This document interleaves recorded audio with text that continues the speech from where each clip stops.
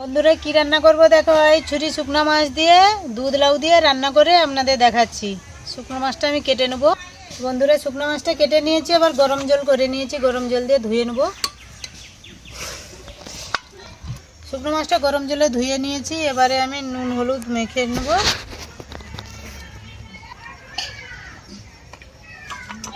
কড়া গরম হয়ে গেছে, কড়ার মধ্যে তেল দিয়ে দেবো। শুকনো মাছটা ভেজে নেব তেলে। শুকনো মাছটা লাল লাল করে ভেজে নিয়েছি, তুলে নেব।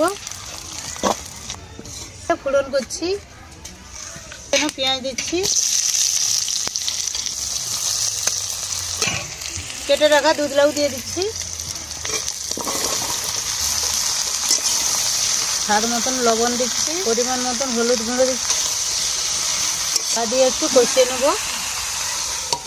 লাউটা কষানো হয়েছে নাকি দেখে নেব। কষানো হয়ে গেছে, এবার লঙ্কা বাটা দিয়ে দেবো। দিয়ে দিচ্ছি আর একটু ঢাকা দিয়ে নেব। যেটা কষানো হয়েছে নাকি দেখে নেব।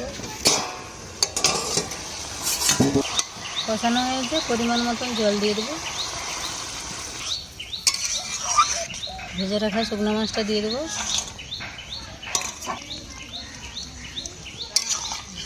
ঢাকা দিয়ে একটু ফুটিয়ে নেব। দেখে নেব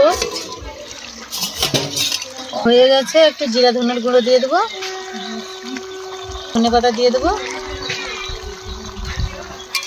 হয়ে গেছে, এবার ঢেলে নেব।